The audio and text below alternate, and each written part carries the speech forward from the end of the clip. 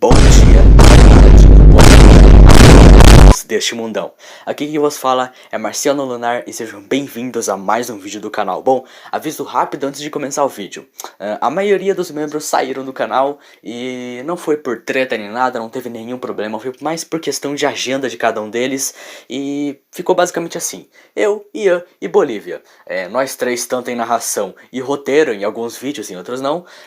E o Ian e o Bolívia na edição. Ian menos frequente, igual falei, mas o Bolívia sendo meu grande braço direito, porque eu amo ele. Enfim, eu também amo o Ian, mas enfim. É isso. Fique com o vídeo.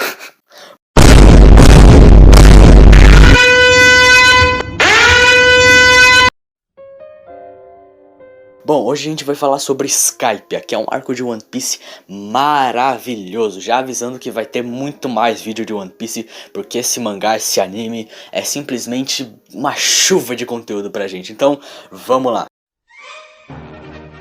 Já costuma ser deixado de lado quando se fala em Skypiea, já que a passada dos Mugiwaras por lá serve apenas como uma ponte para a Ilha do Céu em si, e portanto, por ser muito curto, muitos se esquecem de sua grandiosa existência. A gente então vai dividir ele em dois conceitos, pesos de tal medida: os sonhos, de um ponto de vista que não fazem sentido, no caso do Bellamy, e da visão de que eles guiam as pessoas, no caso do Barba Negra.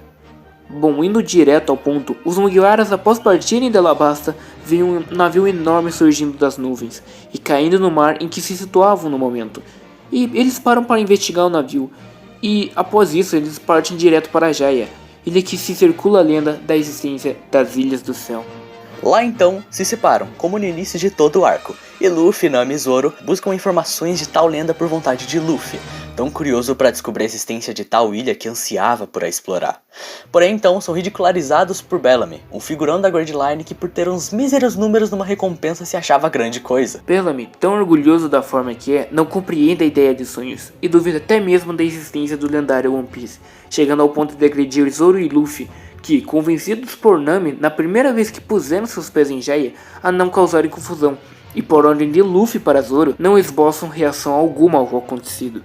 São espancados, humilhados e mesmo cobertos de sangue, não mexem um dedo sequer contra esses caras. Luffy simplesmente não desce o cacete neles por honra à promessa que fizeram a Nami, claro, mas também as lembranças que construíram seu ser, no lar de seus sonhos. Quando Shanks o mostrou que não vale a pena levantar as mãos por motivos tão bestas, com uma condição, mas ainda vou falar dela mais pra frente. Porém, quando saem do bar, encontram Tite, que algumas cenas atrás já havia conhecido Luffy, e nela mostrava singularidade de uma forma muito interessante. Da mesma bebida que lhes foram servidas, Luffy gostou, porém Tite a odiou, e da mesma torta que lhes foram servidas, Tite amou, enquanto Luffy a odiou.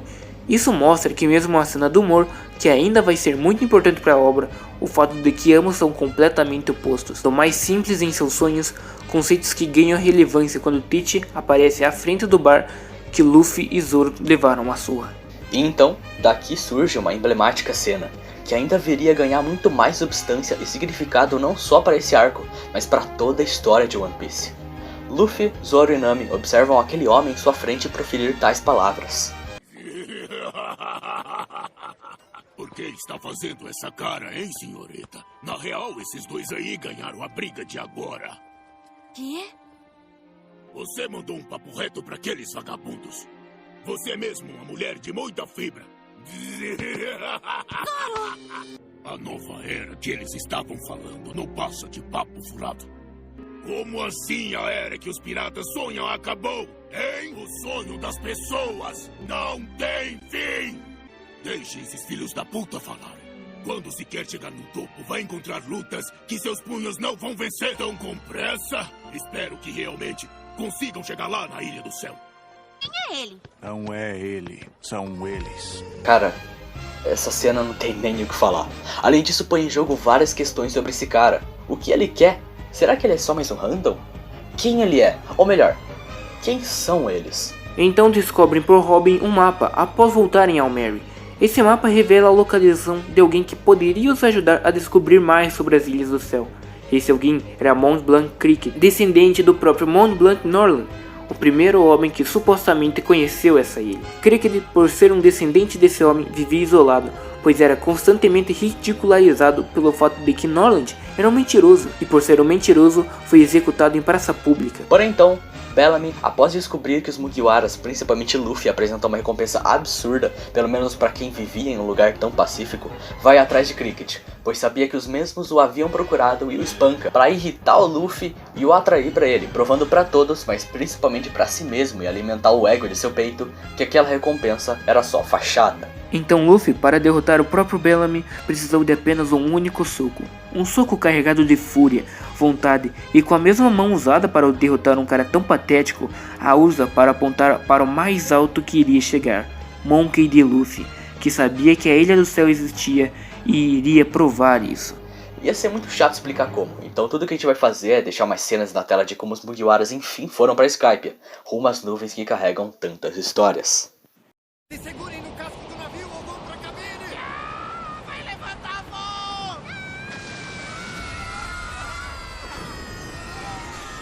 Soltem as velas agora! Quê? Se estamos lidando com vento e mar, eu consigo navegar. Afinal, quem é a navegadora desse navio?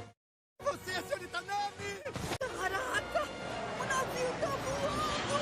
O que será que tem lá em cima? Eu não consigo respirar!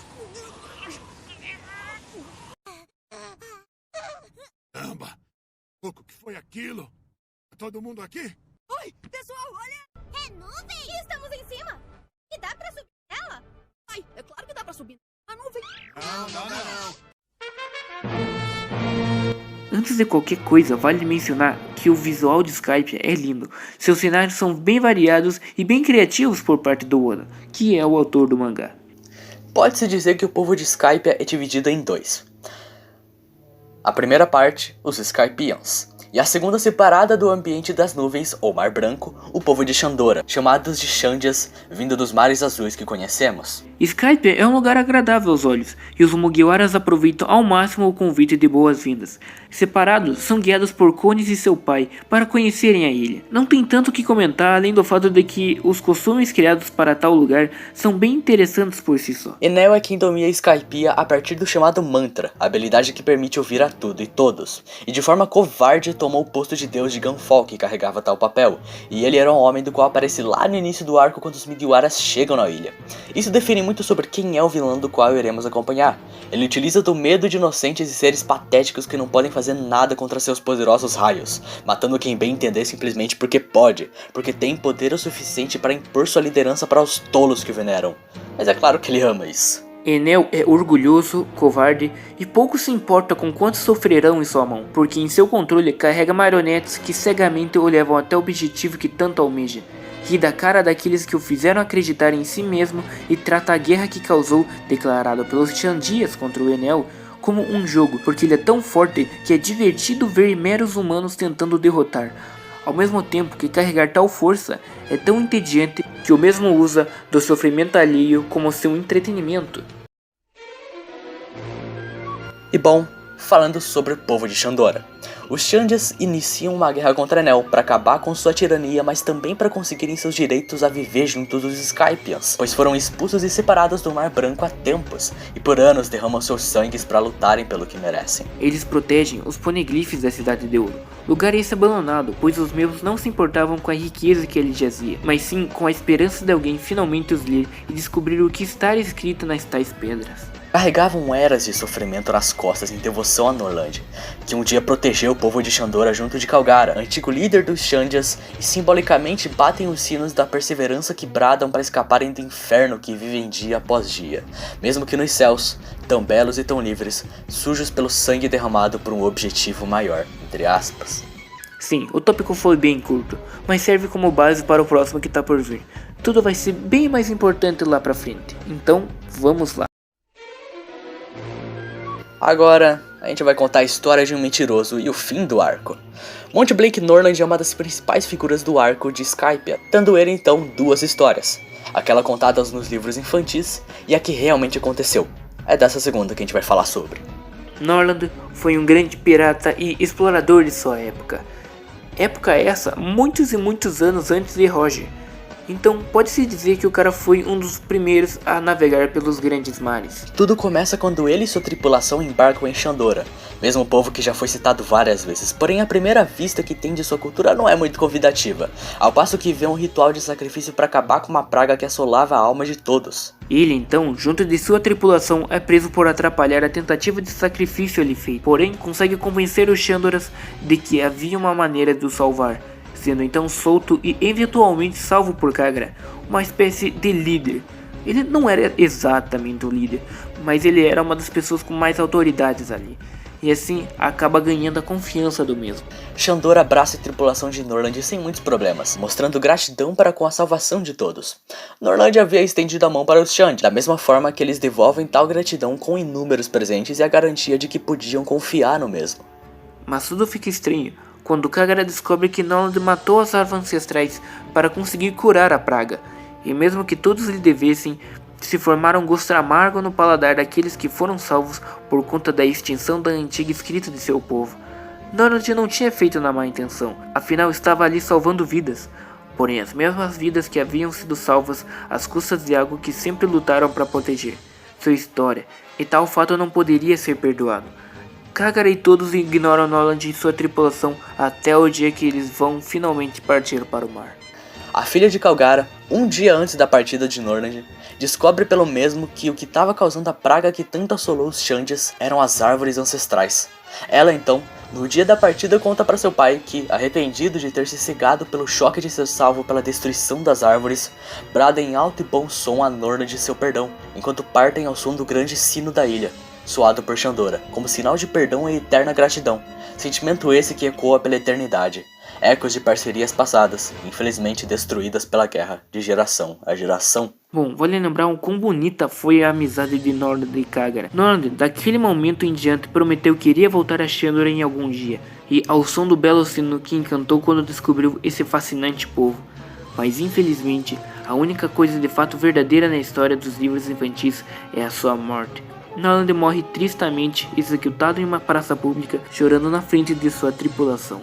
Isso acontece porque ele diz ao rei sobre uma ilha de ouro da qual encontrou, recebendo em troca um exército para o acompanhar em uma jornada muito longa, mas o rei queria ver pessoalmente, e foi junto. Vendo que lá não tinha absolutamente nada além das mesmas águas que o cercaram por dias de viagem, o manda então para execução. Norland jurava que a ilha estará lá, porém, como bem sabemos, a ilha foi levada aos céus pela Knock-Up Stream, evento natural que fez os Mugiwaras chegarem em Skypiea. Lágrimas caem, haviam companheiros lamentando tal ocorrido, e inúmeras pessoas comemorando a sua morte, fazendo chacota com tudo o que viveu, e, imponente a tal situação, apenas aceita que não há mais nada que pudesse fazer, a não ser carregar a esperança de que algum dia ouviria o sino tocar novamente, liberando seu espírito de então uma duradoura dívida que duraria eras e eras com o seu amigo. Luffy, ao socar com toda a sua força o sino de Skypiea, cumpre a tal promessa. Sua sombra, aos olhos do Mar Azul, vista por Cricket, provam para o mundo que a Ilha do Céu é real. Aquela figura gigantesca emanava energia que libertou eras de dor, guerras e tristezas com um simples soar, que quando pelas nuvens, fizeram gritos de socorro se camuflarem em um singelo aviso de que todo o sangue derramado não foi em vão. Luffy tirou o demônio que se chamava de Deus das Nuvens, e o mesmo, caído, não passara de uma falsa promessa de que daquele lugar protegeria. One Piece é muito conhecido por suas teorias e simbolismos. Claro que isso é presente na obra inteira e em todos os arcos, mas Skypiea é a primeira vez que tal fato é escancarado na nossa frente. Mas como muitos o subestimam, esquecem dos detalhes importantíssimos que o arco deixa. Começando, claro, por tudo que a lua no universo de One Piece representa. O Enel, no finalzinho do arco, revela que a Arca Maxim que ele construiu durante anos para navegar pelos céus, serviu de caminho para a lua, destino que ele queria alcançar no fim de tudo. E isso é de fato posto em mesa nas histórias de capa do mangá, mas para quem não lê o mangá e só acompanha o anime, provavelmente não está muito ligado nisso. Então eu vou explicar de forma bem rápida. As histórias de capa do mangá mostram algum ou mais personagens fazendo algo ao redor do mundo da obra ou algum evento. Um personagem reagindo a alguma coisa. Bom, são várias coisas que podem acontecer na história de capa. Tanto que, assim como as do Enel, tem capas de capítulos que juntas formam uma pequena história contínua que acontece simultâneo ao que nos é mostrado na trama central do mangá. E essa pequena história de Enel é muito interessante. Basicamente, quando ele chega até a lua, descobre templos e escombros de uma civilização que um dia viveu lá. Encontra robôs que com seu poder os liga e cria de certa forma um exército. E encontra também piratas da lua, que são bem bizarros e estranhos, mas é até um elemento bem da hora em todo o contraste. Isso gera inúmeras perguntas pra gente, sobre o que vai ou pode acontecer a partir disso, porque pô, o Oda não faria tudo isso à toa. Né? Bom, não para por aí.